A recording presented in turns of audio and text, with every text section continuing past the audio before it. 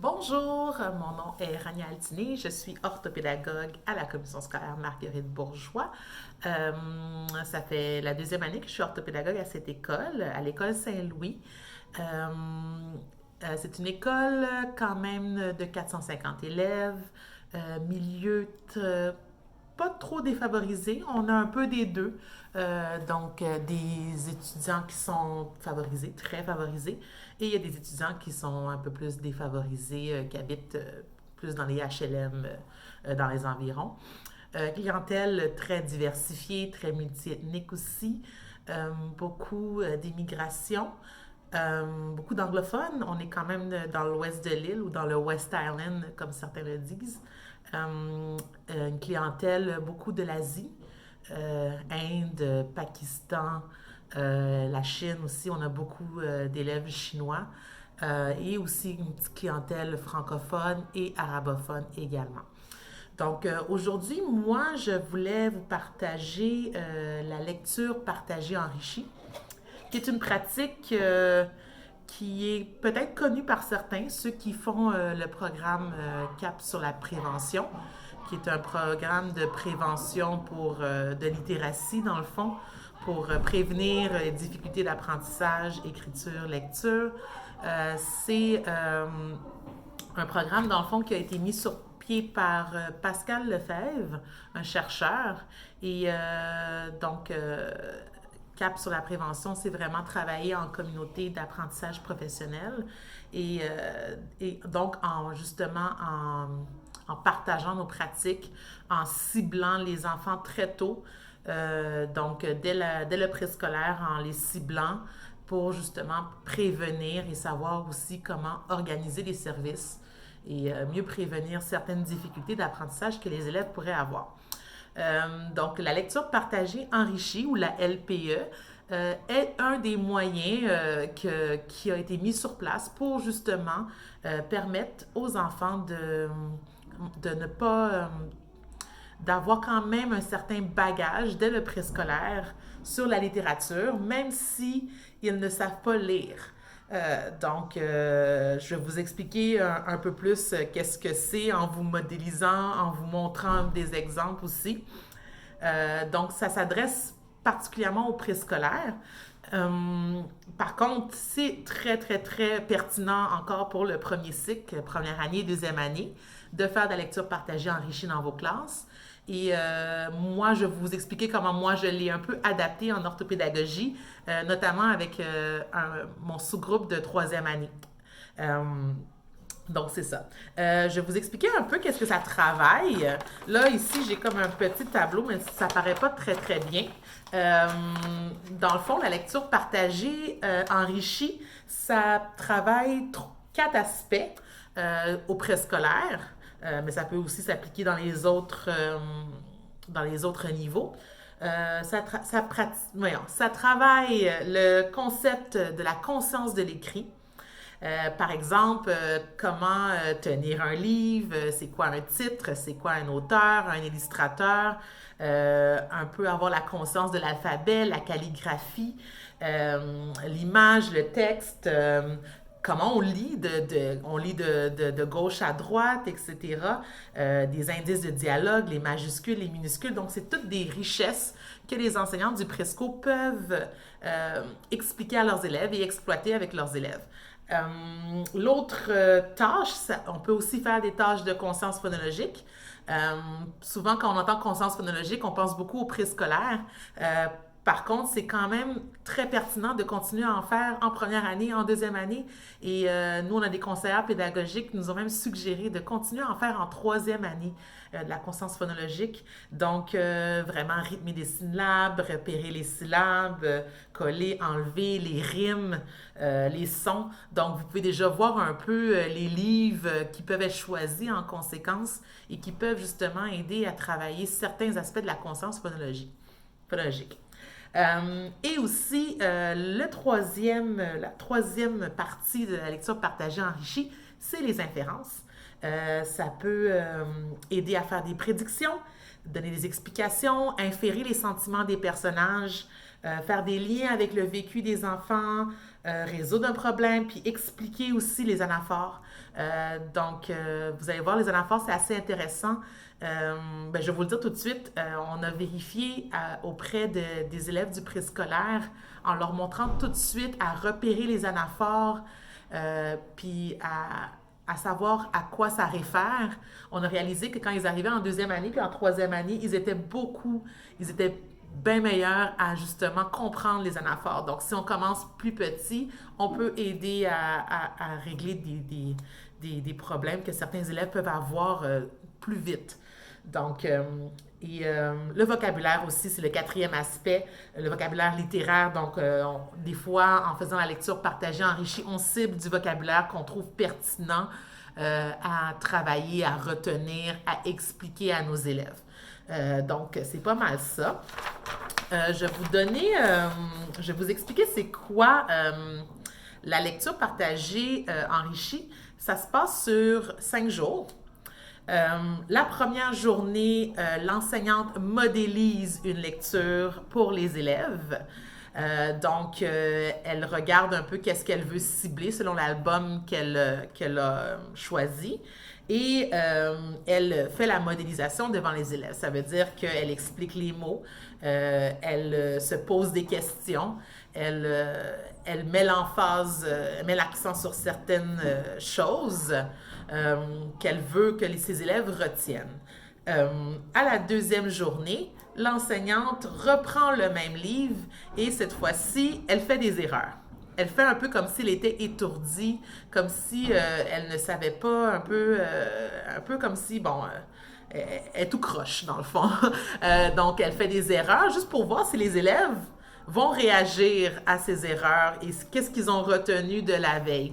À la troisième journée, l'enseignante questionne les élèves sur certaines choses qu'elle a déjà modélisées. Et à la quatrième journée, c'est un élève qui va venir faire la modélisation pour le groupe. C'est ça. Et à la cinquième journée, il n'y a pas d'activité en tant que telle. À la cinquième journée, on suggère à l'enseignante de mettre le livre en question dans un coin de lecture pour qu'il soit pour que les élèves puissent le consulter au besoin. Donc, c'est pas mal ça, la procédure sur les 5 jours de la lecture partagée enrichie. Je vais faire un exemple avec vous un peu pour que ce soit un petit peu plus concret. Donc, j'ai le livre ici, Le loup qui voulait changer de couleur. Donc, habituellement, quand on fait la lecture partagée enrichie, je ne sais pas si vous voyez, on a un petit tableau. On peut faire une petite planification détaillée de qu'est-ce qu'on aimerait regarder, qu'est-ce qu'on aimerait travailler avec les élèves. La première chose ici, on a décidé de parler du titre. Donc, on explique aux élèves, ça sert à quoi un titre. La modélisation, ce serait le titre me dit de quoi va parler le livre. Ici, le loup veut changer de couleur. Donc, ça va m'expliquer un peu, dans ce livre, on va parler d'un loup qui veut changer de couleur. Après ça, on a décidé aussi de parler de l'auteur et de l'illustrateur, d'expliquer qu'est-ce qu'un auteur aux élèves et qu'est-ce qu'un illustrateur. Donc, par exemple, l'auteur ici, c'est Oriane Lallemand et l'illustrateur, c'est Éléonore Tuillier. L'auteur, c'est celui qui a écrit l'histoire et l'illustrateur, c'est celui qui a fait les dessins ou qui dessine les images. Et la troisième chose qu'on a décidé de expliquer aux élèves, c'est dans quel sens dois-je lire le texte. Donc, ici, on explique aux élèves, quand je lis, je dois aller de gauche à droite et de haut en bas. Donc, c'est vraiment, vous voyez que quand même, c'est un livre qui s'adresse beaucoup, ce sont des concepts aussi qui s'adressent beaucoup aux préscolaires, mais par contre, rien n'empêche que si vous avez une classe d'accueil où le système est différent, où les élèves ne savent pas en français par où on lit, c'est quand même quelque chose qu'il faut qu'il soit expliqué et montré aux élèves. Donc, même des plus grands qui sont en classe de francisation peuvent bénéficier d'une modélisation de votre part. Ça, c'était pour la conscience de l'écrit. Ici, dans ce livre-là, on a décidé de mettre l'emphase sur certaines inférences comme ici, par exemple, ben le loup, il est bleu, hein? Pourquoi le loup devient-il bleu? Ben là, on modélise aux élèves. Hein? Moi, je crois que le loup a très froid et c'est pour ça qu'il devient bleu. On explique aux élèves, dans le fond, on ouvre euh, voyons, je cherche le mot, là, notre haut-parleur, c'est ça, notre haut-parleur pour qu'il ait accès à qu'est-ce qui se passe dans notre tête quand on lit. Même chose pour ici, à la page 13. Donc, pourquoi il est rose? Pourquoi? Donc, c'est vraiment... on pose les questions pour les élèves, pour leur montrer qu'est-ce qu'on va faire. Et aussi, on peut faire des prédictions. Tu sais, à la page 15, je me demande quelle couleur il va choisir ensuite. Et là, je crois que le loup va reprendre sa couleur à lui. Et en effet, on montre aux élèves, c'est exactement ça qui se passe.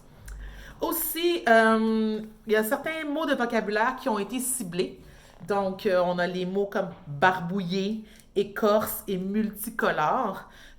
Et on explique ces mots-là aux élèves. Barbouillé, qu'est-ce que ça veut dire? Écorce, qu'est-ce que ça veut dire? Et multicolore aussi, qu'est-ce que ça veut dire?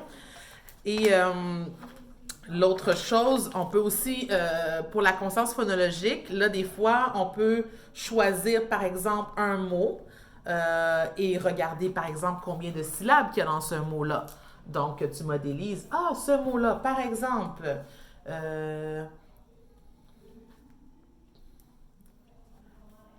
pétale, combien de syllabes? Pétale. Donc, on modélise devant les enfants. C'est ça. Donc, on fait cette première modélisation pour eux. Maintenant, moi, je suggère, là, ça n'a pas été fait pour ce livre-là, je suggère de mettre peut-être des petits collants. Vous allez le voir, j'ai un autre livre. Moi, je mets des petits collants où je dois m'arrêter, des petites pastilles de couleurs. Donc, pour chaque aspect que je veux travailler, comme par exemple les inférences, c'est de telle couleur, les mots vocabulaire, c'est de telle couleur, les anaphores de telle couleur. Comme ça, je sais exactement où je dois m'arrêter et comment je dois le présenter aux élèves. Donc, ça, c'est pour la modélisation. Des exemples d'erreurs qu'on pourrait faire, par exemple, parce que comme je vous ai dit, le lendemain, on doit faire la même chose, mais se tromper.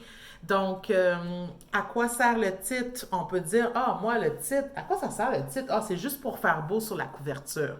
Normalement, on s'attend à ce que les élèves réagissent puis disent, non, madame, c'est pas ça. Puis là, on leur demande, donc, c'est quoi? Oui, c'est vrai. Le titre, c'est pour me dire de quoi ça va parler le livre. Donc, on fait exprès de se tromper puis on essaie d'être très, très, très peu subtil dans nos erreurs. Donc, allez-y vraiment, là, quelque chose de complètement opposé quand vous vous trompez pour que les élèves puissent vraiment voir que ça n'a pas d'allure et réagissent. Par exemple, si vous travaillez comment tenir un livre, normalement, le lendemain, vous arriveriez avec votre livre à l'envers, puis vous serez comme, OK, moi, je vais lire le livre, et là, vous tournez votre tête, donc vous faites les clowns un peu. Puis là, les élèves vont vous dire, non, madame, c'est pas comme ça qu'on tient le livre. Ils disent, c'est vrai, je tiens le livre comme ça. Donc, c'est vraiment pour amener les élèves à regarder les erreurs. Pour après ça, mercredi, leur poser des questions pour voir qu'est-ce qu'ils ont retenu. Là, je dis mercredi parce que c'est la 3e journée. À la 4e journée, je vous ai dit, il faut choisir un enfant qui va venir modéliser. Je suggère fortement de choisir un enfant qui est très fort au début, pour la simple raison que ça offre une modélisation de plus pour vos élèves qui sont plus faibles. Donc, ça les rassure un peu. Puis, je suis sûre que vos élèves qui sont forts vont vouloir de toute façon passer en premier. Et comme j'ai dit la dernière journée, vous mettez le livre à la disposition des élèves pour qu'ils puissent le consulter. Là, j'entends des gens, des enseignantes qui disent, là, c'est mes livres, ça coûte cher, je suis pas sûre que j'ai envie que les élèves aillent le consulter puis le salissent et tout.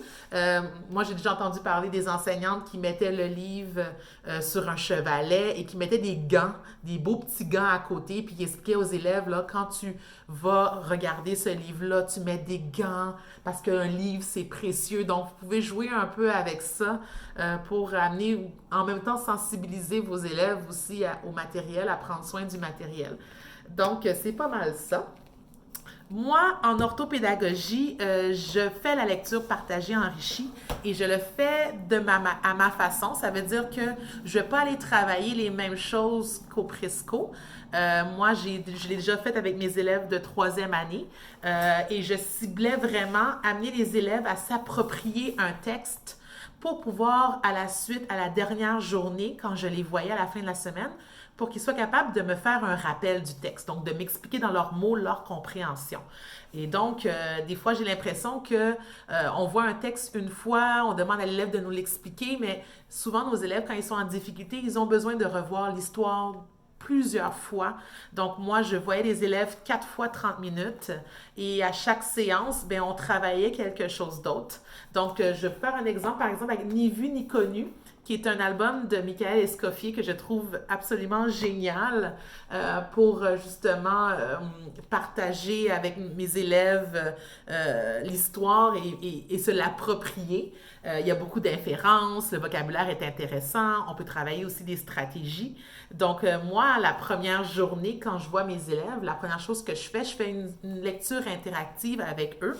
Et si vous regardez, là, je ne sais pas si on va voir clairement, je mets des petites pastilles de couleur, comme par exemple ici, j'ai mis une petite pastille bleue pour dire que le il, ben normalement c'est pour les inférences, mes pastilles bleues. Donc je sais que là, je posais une question sur le il, ça parle de qui quand je dis il? Et là, j'explique aux élèves, oui c'est vrai, ça parle de Léon, le caméléon.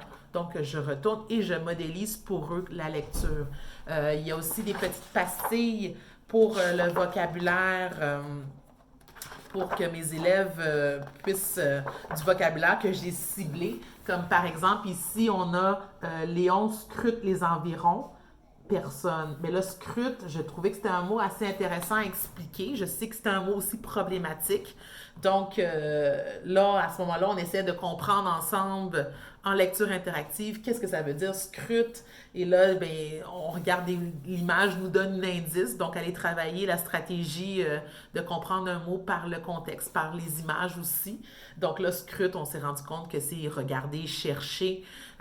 Donc, c'est ça. Et c'est ça, je mets aussi des petites pastilles pour quand je veux que mes élèves fassent une inférence ou les amener à faire des inférences. Et des fois, j'écris même la petite question d'inférence pour ne pas l'oublier.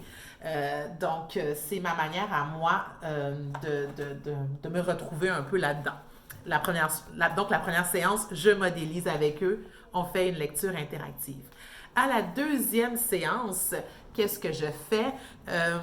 Je refais. Cette fois-ci, je ne fais pas des erreurs parce qu'ils sont plus grands. Ils ne sont pas comme en maternelle. Ils vont vite comprendre que je fais le clown puis que je suis perdue. Donc, moi, je fais juste une deuxième modélisation et je leur pose des questions pour voir est-ce qu'ils s'en rappellent. Qu'est-ce que ça veut dire encore le mot scrute? Donc, je regarde ça avec eux et là, à ce moment-là, s'ils ne savent pas la réponse, ben, je remodélise la stratégie avec eux. À la troisième séance, qu'est-ce que je fais? Je leur demande ensemble, qu'est-ce qu'on fait? On fait le schéma de ce récit-là.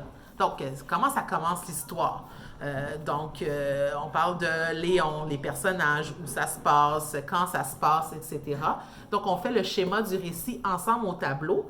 Et en même temps, c'est pour les amener à comprendre que souvent, quand tu fais ton rappel, tu peux t'appuyer sur le schéma du récit pour justement ne pas t'éparpiller dans ton rappel de texte. Et à la quatrième séance, habituellement, je commence par un élève qui est un petit peu plus à l'aise et peut-être un petit peu moins en difficulté. Et il va faire le rappel du texte pour les autres en sous-groupe. Et donc, il va expliquer dans ses mots l'histoire en s'appuyant sur le schéma qu'on avait fait la veille.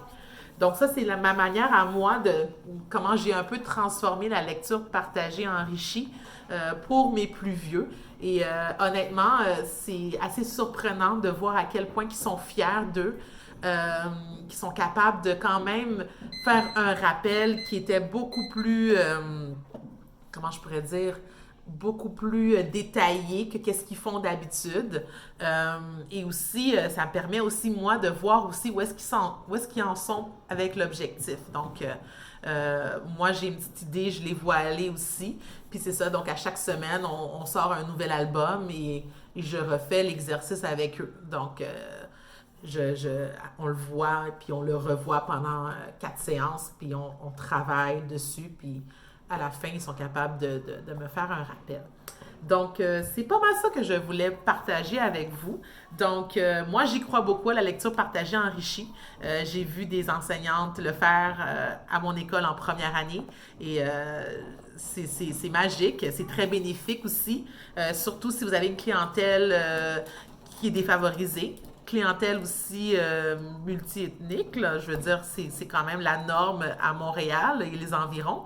Donc, je pense que ça peut juste bénéficier davantage nos élèves. Puis moi, j'adore ça faire ça en orthopédagogie avec mes sous-groupes parce que, au contraire, là, je sens vraiment que je fais une différence avec eux. Et donc, c'est pas mal ça. Donc, c'est ça. Bonne journée!